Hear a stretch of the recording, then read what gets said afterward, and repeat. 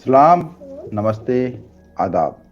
आप जुड़े हैं पसमादा डेमोक्रेसी से और आज का जो प्रोग्राम है वो करियर काउंसलिंग के लिए हमने रखा है। कई बार कई साथी कह रहे थे कि आप लोग जो है जो बच्चे 12th करके निकल रहे हैं या जो बच्चे ग्रेजुएशन कर लिए हैं उनको आगे लाइफ में क्या करना है, इसको लेके आप एक सजेशन, एक सुझाव दें और किसी ऐसे साथी से, किसी ऐसे सीनियर हमारे पसमानदा कार्यकर्ता से बात करवाएं जो अपने व्यक्तिगत जीवन में भी कामयाब हो और वो बता सके कि आगे बच्चों को क्या करना चाहिए। तो अभी 12th के एग्ज़ाम हो रहे हैं, तो कई ऐसे हमारे साथी हैं, हमारे भाई हैं, हमारे छोटे हैं, जिनको ज़रूरत है कि 12th के बाद वो क्या करें। उस पे हम बात करने के लिए यहाँ आपके सामने उपस्थित हैं। तो हमारे साथ इस वक्त पाकिर सर जुड़े हुए हैं। पाकिर सर IITian भी हैं और सिविल सर्विस में काम भी करते हैं। तो उनसे अच्छा हमें कोई नहीं लगा कि जो इस विषय पर बोल सके कि उन 12th के बाद क्या करना है और जो ग्रेजुएशन कर लिया उसके बाद उनको क्या करना है। कई साथी जो सिविल सर्विस की तैयारी कर रहे हैं, उनको भी बहुत कुछ जानना होता है कि कैसे तैयारी करें, क्या स्ट्रेटेजी हो, क्या ऑप्शन चूज़ करें। तो इन सब को लेके हम पाकिर सर के पास साथ जुड़े हुए हैं आज। तो असल में मेरा भाई कहने की इतनी आदत हो गई कि सर कहते हुए थोड़ा-सा ज़ुबान लड़खड़ा जाती है मेरी।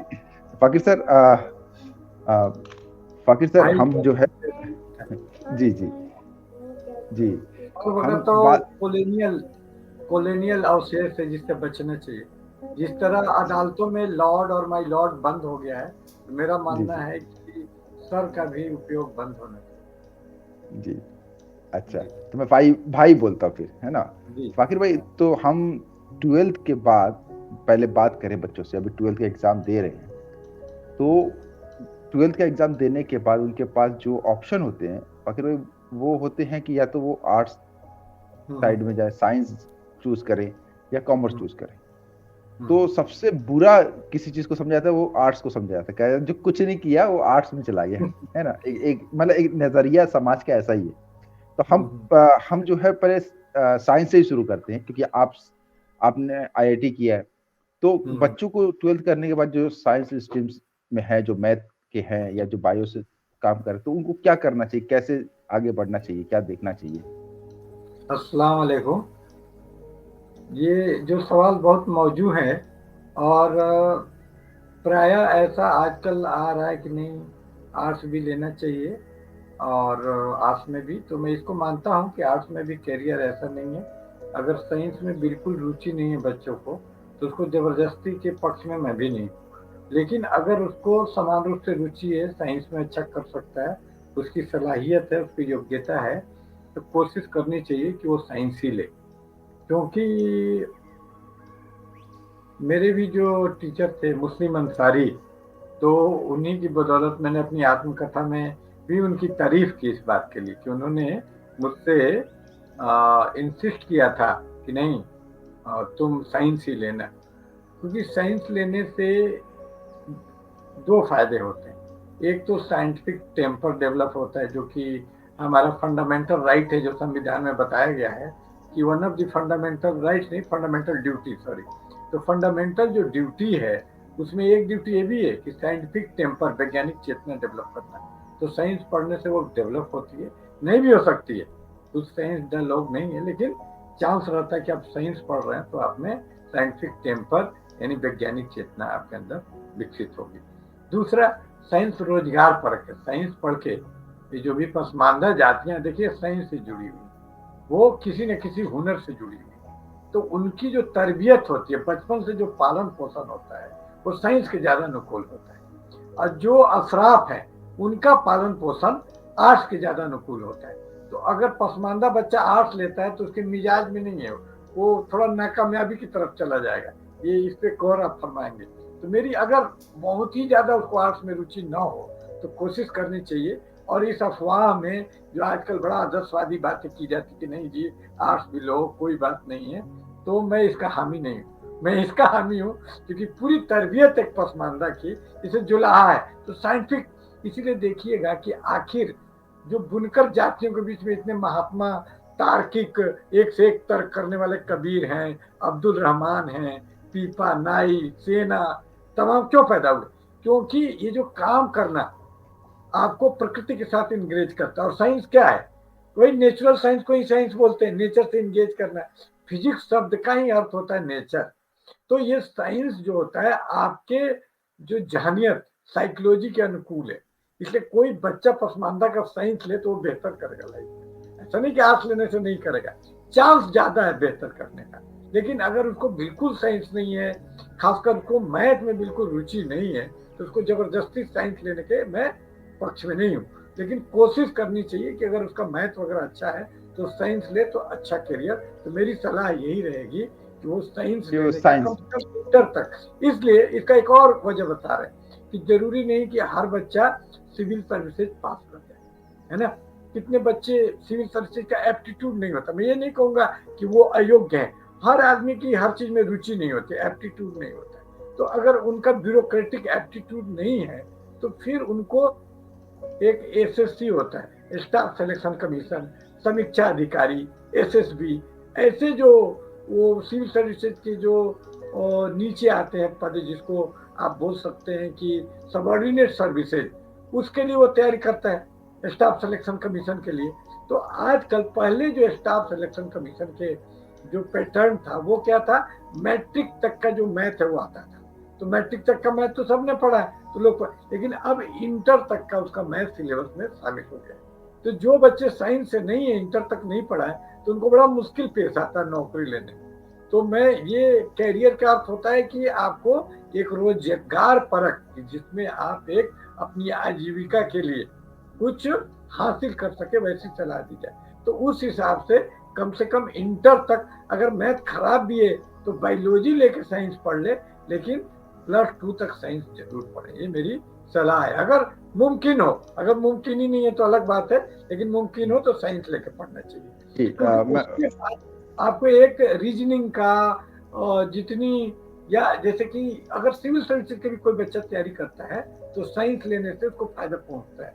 अगर वो इंटर से ही आर्ट्स ले लिया तो बड़ा वो मुश्किल उसके पास रोजगार लेने का, उसको रोजगार लेने जी फाकिर भाई, मैं बीच बीच में रुकूंगा क्योंकि कई सवाल है तो हमको बहुत लंबा लंबा जवाब देंगे तो फिर उसमें कट जाएगा ना। तो देखिए, अभी आपने फाकिर भाई बताया कि कैसे साइंस जो है वो मार्केट ओरिएंटेड भी है।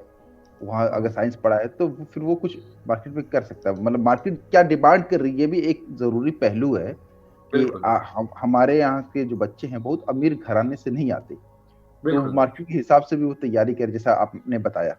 तो अभी जो मार्केट स्ट्रक्चर है वो हम देख रहे हैं, उसमें लगातार जॉब जा रही है फाकिर भाई। तो इस पे भी हम चाह रहे हैं कि आप कुछ कमेंट्री करें। फिर हम उन बच्चों की बात करें जिन्होंने आर्ट्स ही लिया है, तो फिर वो क्या करें। पहले इसको थोड़ा मार्केट के पहलू पर थोड़ा सा बात कर लें, फिर हम आर्ट्स वाले पे आ जाते हैं। जी फाकिर। जिन बच्चों ने आर्ट्स ले लिया, आर्ट्स लेना ऐसा कोई गुनाह भी नहीं है, मैंने वो प्रेफरेंस में बताया कि साइंस लेना चाहिए। तो जो आर्ट्स ले लिए उन बच्चों के लिए भी बहुत सारे एवेन्यूज हैं जहाँ उनकी नौकरी लग सकती है। एक तो आजकल 2 नए एवेन्यूज खुले हैं जिस पे ध्यान देना चाहिए। एक है कानून का, बैरिस्टर बनने का, वकील बनने का, जो कि आजकल बहुत ही उसकी डिमांड है। ठीक है, तो बच्चा उस कानून का एक अच्छा कैरियर खुला है। दूसरा है पत्रकारिता का। आप देखेंगे तरह तरह का मीडिया, सोशल मीडिया, पत्रकारिता के नए आयाम खुल गए हैं, और प्रिंट मीडिया के अलावा भी तरह तरह के नए नए मीडिया के सोर्स, सोशल मीडिया, हाँ सोशल मीडिया। तो इसमें पत्रकारिता का कोर्स बच्चा कर सकता है। जर्नलिज्म की बहुत डिमांड है। तो जर्नलिज्म और कानून 2 ऐसे खित्ते हैं, 2 ऐसे क्षेत्र हैं जहाँ आर्ट्स का बच्चा बहुत अच्छा कर सकता है अगर उसका लैंग्वेज पे। तो अगर आपने आर्ट्स ले लिया तो एक कोशिश आप कीजिए कि लैंग्वेज पे कमांड कीजिए। ठीक है, लैंग्वेज में उर्दू, हिंदी, अंग्रेजी, ये 3 लैंग्वेज में, तीनों पे अगर कमांड हो त्रिभाषा, तो बहुत अच्छा कैरियर आपको मिल सकता है, कॉपी राइटर का, जर्नलिस्ट का। तो ये ऐसा नहीं है। और बहुत सारे अभी नए पद भी सृजित किए गए हैं राज्य सरकारों द्वारा, जैसे CDPO, चाइल्ड प्रोजेक्ट ऑफिसर। तो इन सब में ये आर्ट्स वालों को बहुत अच्छा मौका मिल सकता है। नए नए पद, समीक्षा अधिकारी, तो इन सब के लिए आप ब्लॉक वेलफेयर अधिकारी, तो कुछ ऐसे पद आए हैं जो समाज विज्ञान से रिलेटेड है। तो जिन लोगों ने आर्ट्स में भी सोशियोलॉजी लिया है उनके लिए जो जिन लोगों ने साइकोलॉजी लिया उनके लिए अच्छा करियर रेवेन्यू खुल रहा है। काउंसलर का, हर स्कूल में एक काउंसलर होता है साइकोलॉजी, तो आप अगर साइकोलॉजी लिए तो उसके लिए कोशिश कर सकते हैं, अच्छा होता है। जैसे आपने बताया कि साइकोलॉजी, जैसे अगर आपने हम्म, आर्ट्स ले लिया, 12th आर्ट्स से किया है, तो आप सोशोलॉजी, साइकोलॉजी जैसे सब्जेक्ट रखें। जैसे हम्म, बाकी ने बताया, एक मैं क्योंकि मैंने बीएड किया, इसलिए मैं आपको सजेशन दे रहा हूँ कि अगर फ्यूचर में टीचर बनना है तो आप कोर सब्जेक्ट जरूर रखें। दो कोर सब्जेक्ट, जिसमें ज्योग्राफी, हम्म, पॉलिटिकल साइंस, हिस्ट्री और इकोनॉमिक्स, ये चार कोर सब्जेक्ट होता है। अगर दो इसमें से नहीं रखेंगे तो आप टीचर नहीं बन पाएंगे, आपको रिजेक्ट कर दिया जाएगा। कई ऐसे, जैसे कि क्या केंद्रीय विद्यालय, इस तरह के विद्यालय हैं, वहां पर रिक्वायरमेंट होती है कि आपको ये कोर सब्जेक्ट रखना होगा। तो इसका ध्यान रखें जब अगर अगर अगर आपने ग्रेजुएशन आर्ट्स से करना है तो। और आर्ट्स से ग्रेजुएशन करने के बाद आपके पास जो ऑप्शन होता है, नॉर्मली क्या होता है टीचर का, और फिर जो बाकी ने बताया मीडिया में जाने का एक ऑप्शन है, अगर लैंग्वेज अच्छी रही तो। और भी बहुत से ऑप्शन है, जैसे हम मैं यहाँ पे स्क्रीन पे दिखा देता हूँ। देखिए एलएलबी है, डीएसडब्ल्यू, एमएसडब्ल्यू है, एलएलएम है। ठीक है, ये सब आप देखिए बीबीए है, फिर उससे एमबीए कर सकते हैं, फॉरेन लैंग्वेज में कमांड कर सकते हैं। ठीक है, तो ये, और जैसे पाकि भाई ने बताया था, मास कम्युनिकेशन के लिए बताया था, जर्नलिज्म के लिए बताया था। ठीक है, गवर्नमेंट जॉब के बारे में जैसे बता रहा, समीक्षा अधिकारी, ये सब जो है उसके ऑप्शन है। लेकिन ये थोड़ा एक टफ होता है, क्योंकि मैक्सिमम लोग इसी में काम हम्म, करते हैं, मैक्सिमम लोग ऐसे हैं जो आर्ट्स ही लेते हैं। इसलिए अगर आपने आर्ट्स लिया है तो आप शुरू से प्रिपेयर करें कि आपको जॉब किस में चाहिए, और उसके लिए स्किल डेवलप करें। बिना स्किल के कहीं भी सरवाइव नहीं कर पाएंगे, बहुत ज़्यादा भीड़ है। ये जो चपरासी की नौकरी के लिए जो एमए के लड़के इकट्ठा होते हैं, उसमें आर्ट्स वालों की संख्या बहुत ज़्यादा होती है, 80% तो वही लोग होते हैं। तो ये मैं अपने अनुभव से बता रहा हूँ, क्योंकि मैंने बहुत घूम घूम के एग्जाम दिए हैं पूरे स्टेटों में, तो मैं अपने अनुभव से ये बात बता रहा हूँ कि कैसे छोटे पद से लेके बड़े पद तक भी जो भीड़ है, वो भीड़ में ज्यादातर यही होती है। अच्छा, सिविल सर्विस की जो बात है, जो हम इसके सेकंड पार्ट में करेंगे, कि सिविल सर्विस में जो साइंस बैकग्राउंड के लड़के हैं वो क्यों ज्यादा कामयाब हो जाते हैं आर्ट्स बैकग्राउंड के तुलना में, उस पर हम बात करेंगे। लेकिन अभी एक पहलू छुटा हुआ था कॉमर्स वाले का, कि कुछ कुछ ऐसे छात्र हैं जो कॉमर्स लेके काम करना चाहते हैं, तो उनके लिए भी हम यहाँ पे बात कर लें कि वो क्या करेंगे। देखिए कॉमर्स में ये है सीए, अगर आप ये कर रखे हैं, बीबीए किया है आपने, बीकॉम किया है, ठीक है, बीए, डीएड किया है, तो इसके बाद आप, ये सब ऑप्शन है आपके पास जो आप कर सकते हैं। बाकी भाई इसके बारे में भी थोड़ा सा आप बता दें। जिन लोगों ने बीकॉम किया उनके लिए सर्वश्रेष्ठ ऑप्शन होता है कि वो चार्टेड अकाउंटेंट बन जाए। और उसके बाद ऑप्शन होता है आईसीडब्ल्यूए, वर्क अकाउंटेंट, आईसीडब्ल्यूए होता है, वो थोड़ा आसान होता है उसकी बनिस्पत, वो जो सीए होता है। तो सबसे पहले तो सीए करने की कोशिश करें, नहीं तो वर्क अकाउंटेंट एक होता है आईसीडब्ल्यूए जिसको बोलते हैं, कॉस्ट एंड वर्क अकाउंटेंट, तो वो आप कर सकते हैं।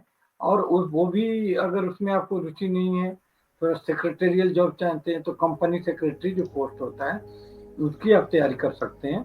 और ये टफ होता है, इसमें 1% लोग पास करते हैं, बड़ा एक टफ एग्जाम होता है सीए वगैरह का।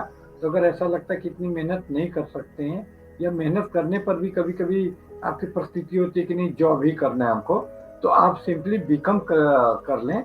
और उसके बाद जो बहुत सारे सॉफ्टवेयर आते हैं जैसे टैली है, ठीक है, और जरूरी नहीं कि आप सीए करें, आजकल विदेश भी डिग्री बहुत सारी आ गई है, जैसे सीसा, सर्टिफाइड इंफॉर्मेशन सर्विस ऑडिटर।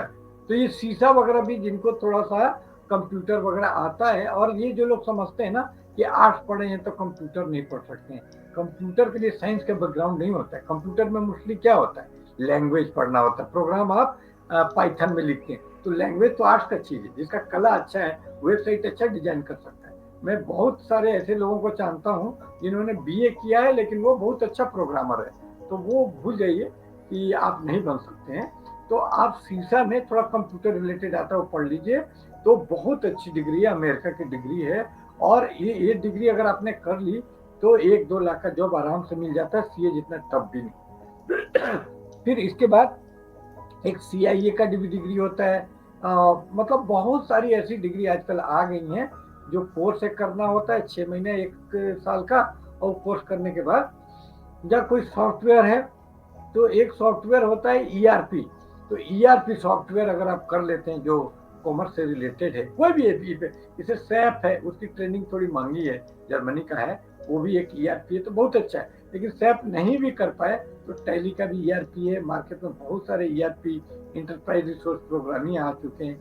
तो कोई ना कोई जो आपका कॉमर्स रिलेटेड, ई कॉमर्स का जमाना है, तो आप बीकॉम करने के बाद 6 महीने का आपका जैसा टाइम है, अगर टाइम बहुत कम है, तुरंत नौकरी की जरूरत है, तो सर्टिफिकेट कोर्स कर लें। और अभी जो राष्ट्रीय शिक्षा नीति 2020 है, नेशनल एजुकेशन, उसमें बहुत फ्लेक्सिबिलिटी है कि आप 6 महीने का कोर्स कर लें, डिप्लोमा कर रहे हैं, बीच में छूट गया, फिर भी सर्टिफिकेट आपको मिलेगा। तो आप कोशिश करें कि डिप्लोमा के लिए आप रजिस्टर करें, क्योंकि छूट भी जाएगा किसी कारण से तो सरकार आपको ड्रॉप आउट नहीं करेगी, आपको सर्टिफिकेट कोर्स दे देगी। तो इसलिए कोई डरने की बात नहीं कि लंबा कोर्स किया, बीच में मेरा छूट गया। तो अभी ये जो राष्ट्रीय शिक्षा नीति 2020 में ये फ्लेक्सिबिलिटी है, इस सुविधा का आप लाभ उठाएं। तो 1 साल का डिप्लोमा कर लें। तो ये मैं गारंटी देता हूँ कि बहुत हाई फाई जॉब तो नहीं, लेकिन जिससे आपका जीवन चल सके और जीवन आपका अच्छे से कर सके, ऐसा आप आराम से जॉब, ये सब कोर्सेज करने के बाद, इसलिए बीकॉम करने के बाद उससे रिलेटेड कोई जरूर से जरूर कंप्यूटर रिलेटेड कोर्स, जो आजकल सारा काम तो कंप्यूटर, अकाउंटिंग, डेबिट, क्रेडिट। मैं इंजीनियर होने के बावजूद ऑडिट सर्विस नहीं, तो उस सर्विस में मैं देखता हूँ कि बहुत डिमांड है आजकल, हम लोग ऑडिटर खोजते नहीं मिलता है। तो बहुत सारे IIPM है, Indian institute of public account, जो सरकारी ऑडिट करती है, एक प्राइवेट ऑर्गेनाइजेशन है जो गवर्नमेंट से रिलेटेड है, तो यहाँ ऑडिटर की बहुत डिमांड है। तो अगर आप ये सब कोर्स कर लेते हैं, IIPM में जाके कुछ कोर्स कर लेते हैं, तो कहने का मतलब आप सर्च करें, आपको इंटरनेट पे भी मिल जाएगा। जैसे मैंने IIPM का एक कोर्स बताया, इन पब्लिक अकाउंटेंट बनने का, पब्लिक ऑडिटर। आजकल आप देखिएगा सोशल ऑडिट की बात चलती है, सोशल ऑडिट का कोई कोर्स कर लीजिए। सोशल ऑडिट होता है कि जितने पंचायत वगैरह संस्थाएं हैं, उसका ऑडिट जनता करेगी, लेकिन जनता थोड़ी कर सकती है, तो जनता अपने किसी को रखती है, तो वो आप भूमिका निभा सकते हैं। तो कॉमर्स वाला, मैं तो बताऊं कि अगर रोजगार की बात की जाए तो साइंस और आर्ट्स से सबसे ज्यादा रोजगार परक, जिसका नाम ही कॉमर्स, यानी वाणिज्य से रिलेटेड है, पूरा हर चीज वाणिज्य से चलता है। कार्ल मार्क्स बोलता है कि economic control all the activity of Mankind. तो जो लोग कॉमर्स और इकोनॉमी से रिलेटेड लोग हैं, तो रोजगार की उनको कमी नहीं, तो उनको एक कोर्स कर लेना चाहिए बीकॉम के बाद, ये बेस्ट है।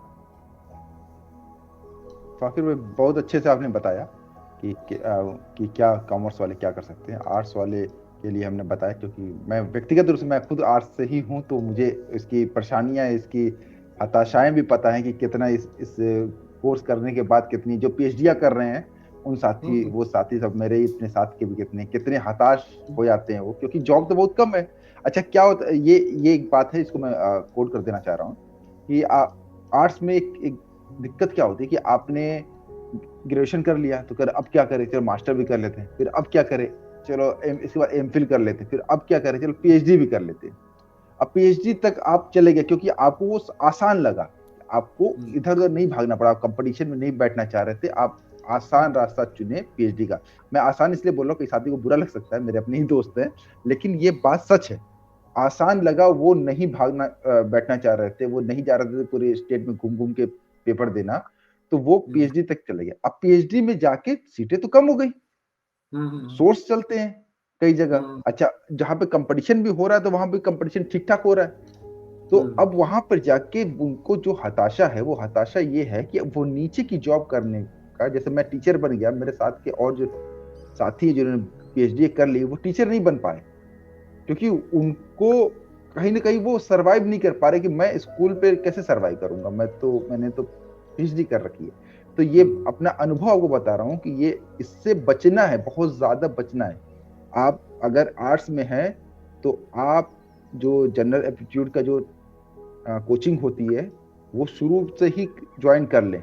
अन अकेडमी इस तरीके से ऑनलाइन कर सकते हैं, ऑफलाइन जाके कर सकते हैं, जहां से भी आप करना चाहें, मैं तो बस ऑप्शन दे रहा हूँ, जहां से भी करना, इसको करते रहें, ताकि जब कंपटीशन में बैठने की बारी आए तो आप डरे नहीं, क्योंकि वहां पे बहुत ज्यादा कंपटीशन है, और अगर आप प्रिपेयर नहीं रहे तो आप विफल हो जाएंगे। और अगर आप सिविल की तैयारी कर रहे हैं तो मेरी तो सलाह यही है कि आप लोग कुछ बैकअप रखें कि वहाँ वो नहीं मिला तो फिर आप क्या करेंगे।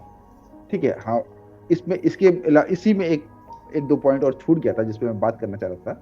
हाँ, पाकिर भाई, कि इसमें करियर ऑप्शन में जैसे क्या होता है ना, बच्चे 12th करके आते हैं तो उनके अंदर बहुत उत्साह होती है, बहुत ऊंचा उड़ने की बात होती है, तो वो मार्केट नहीं देख पाते। जैसे मैं अभी पीछे बार बात कर रहा था कि अपॉर्चुनिटी धीरे धीरे कम होती जा रही, जॉब कम होती जा रही, लेकिन वो बिल्कुल। एक बैग घुसे, कॉलेज में घुसे, विश्वविद्यालय में घुसे, तो उनको बहुत मजा आ रहा है। अभी अभी तो एंजॉय कर रहा है, एंजॉय करना भी चाहिए। मैं इससे इनकार नहीं कर रहा कि आपको कॉलेज मिली, कॉलेज लाइफ मिली, अब एंजॉय नहीं किया तो आपने क्या किया, दोस्तों साथ बैठे नहीं, सुट्टा पॉइंट पे नहीं बैठे तो क्या किया।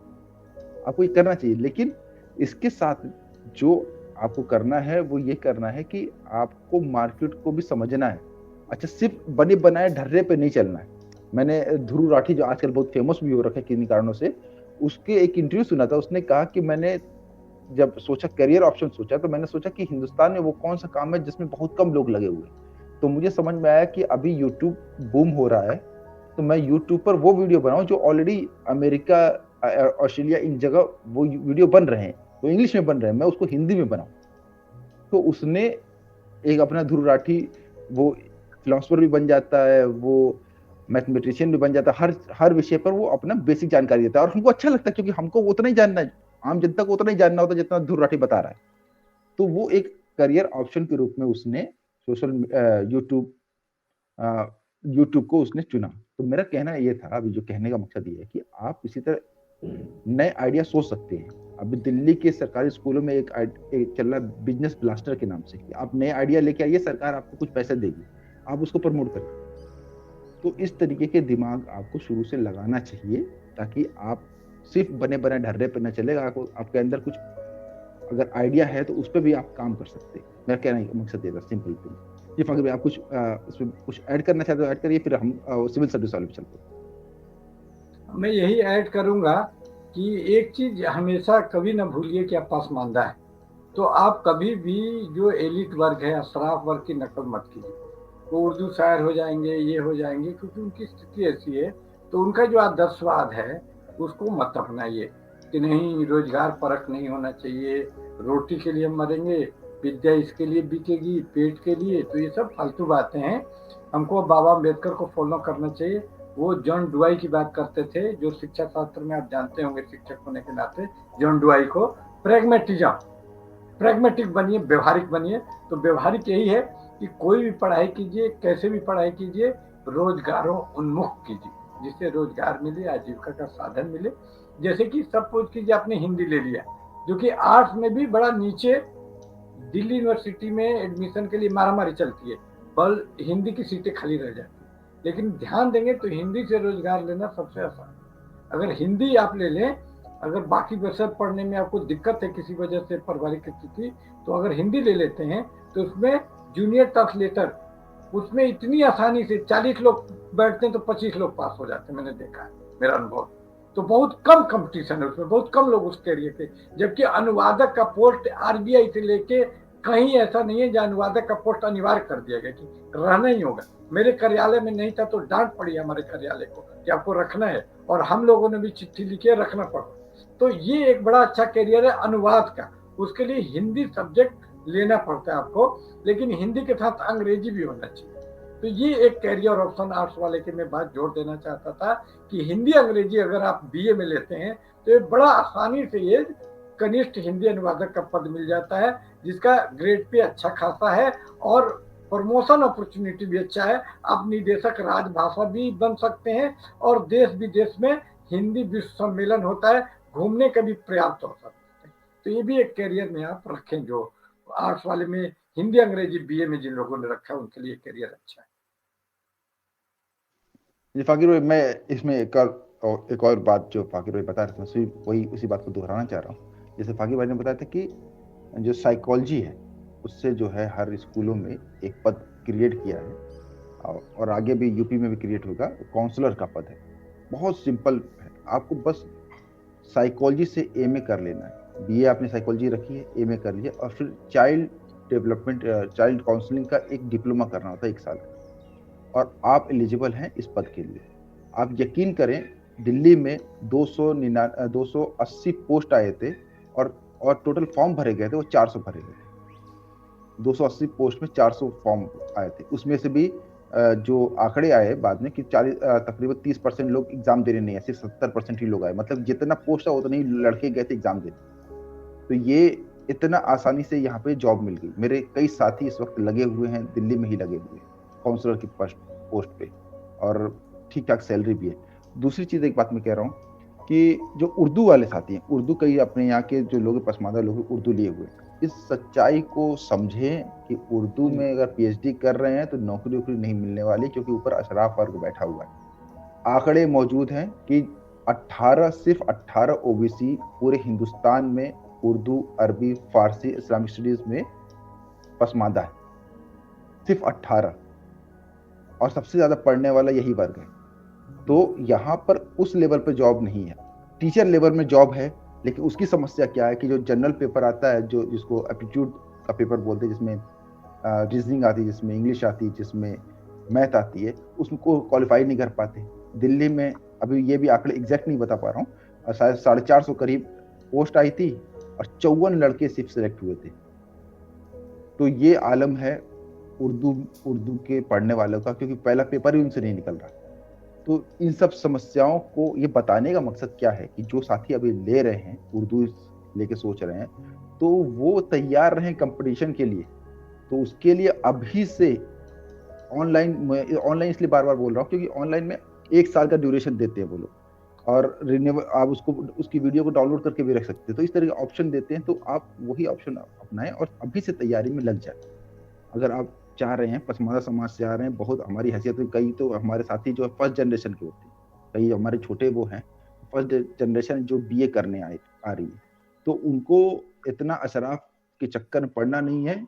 देश में धर्मनिरपेक्षता का आंदोलन चला रहे हो या ब्राह्मणवाद से लड़ने जा रहे हो, तुमको न ब्राह्मणवाद से लड़ना है, न धर्मनिरपेक्षता के लिए लड़ना है। तुम रोजी रोजगार के पीछे खड़े होना है। तुम मजबूत होगे तो हम मजबूत होंगे, हमारा आंदोलन मजबूत होगा। ये इस सच्चाई को समझे। मेरी बात हो सकता कड़वी लग रही हो, हम लोग उस लाइन से बहुत घूम के आए हैं कि आपको इन झमेलों में नहीं पड़ना है। ठीक है, अपने आप को अपने जहन को इस गंदगी से भी निकाल के रखना है। अपॉर्चुनिटी बहुत है, साथ इसके इस्तेमाल करने के लिए आपको जो है स्किल डेवलप करना होगा अपने अंदर। तो फाकिर भाई, मैं कुछ ज्यादा प्रवचन दे दिया है ना, मैं नॉर्मली इतना बोलता नहीं हूँ। सही है, मेरी भी यही राय है कि उर्दू में दिक्कत पेश आएगी, और उर्दू आप लें, लेकिन ये जानबूझकर अगर आप उर्दू लेते हैं कि ये तकलीफें हैं, तब तो ठीक है। लेकिन इन तकलीफों का ज्ञान होना चाहिए कि अगर उर्दू लेते हैं तो आपको मंटो को पढ़ना पड़ेगा, जो पानी पी पी के पसमानदा को गाली देता है, पसमानदा औरतों को तरतरीन बोलता है। इसमें चुकाई जंगली कबूतर में तरतरीन बोलती है। तो अगर आप जागरूक हैं तो आपको बुरा लगेगा, आप नहीं पढ़ पाएंगे ठीक से। आप पसमानदा हैं तो तलफ्फुज़ दुरुस्त नहीं होगा, क्योंकि बचपन से जो आपके माँ बाप बोलते वही बोल पाएंगे। तो इस तरह से क्या होगा कि उर्दू में आप अच्छा नहीं कर पाएंगे। वो आपसे बेईमानी नहीं भी करे, एक बहुत ईमानदार अशराफ भी हैं, लेकिन वो भी आपको छाड़ देंगे। क्यों? क्योंकि ये स्ट्रक्चरल कमी है कि आपका तलफ्फुज़ दुरुस्त हो ही नहीं सकता है, क्योंकि बचपन से आपके माँ बाप, आपके परिवार में तो भोजपुरी मिश्रित उर्दू बोली जाएगी, जो पसमानदा की जो सामाजिक स्थिति होती है आप देखिए। तो उर्दू में बहुत दिक्कतें पेश आएंगी, और अपने ही खिलाफ अब्दुल बिस्मिल्लाह को आप नहीं पढ़ पाएंगे जब वो आपको गाली गलौज और इस तरह से लिखेगा। तो जब नहीं पढ़ पाएंगे तो ज्ञान भी नहीं होगा। पूरा क्वेश्चन सारा उसी का है, इसलिए वहां पे अच्छा करना उर्दू में बहुत ही मुश्किल है। फिर भी उर्दू से आपको बहुत मोहब्बत है, आप उर्दू लिए हैं, तो एक आपके लिए खुशखबरी है कि मैं उर्दू मुखर्जी नगर में पढ़ा रहा हूँ फ्री में पसमानदा बच्चों को। तो आप वहाँ उर्दू आके पढ़ सकते हैं। कल ही से उसका उद्घाटन हो रहा है, कल शनिवार। अरे वाह जी। अच्छा, मैं एक चीज बस पूछना चाहता फाकिर भाई, क्या जो डीएसएसबी का भी फॉर्म आया हुआ है, कई साथी उर्दू से अपने टीचर के लिए काम करना चाह रहे, मतलब कि पढ़ना चाह रहे, तो क्या वो भी आ सकते हैं? हाँ, उन्हीं के लिए अच्छा, तो नेट और डीएसएसबी के लिए खोला मैंने। ड्रीम्स नाम है उसका, और मुझसे पता वगैरह सब मिल जाएगा मुखर्जी अरे नगर बहुत में। बहुत बहुत बहुत शुक्रिया आपका ये पसमानदा शेयर करने बच्चों के के लिए लिए। मैंने ये पहल की। हाँ, तो आप मुझे इन्फॉर्मेशन दीजिएगा, तो मैं लोगों तक ओके, पहुंचा भी दूंगा सारी ठीक। इन्फॉर्मेशन। तो धन्यवाद। जय पसमारा, जय हिंद।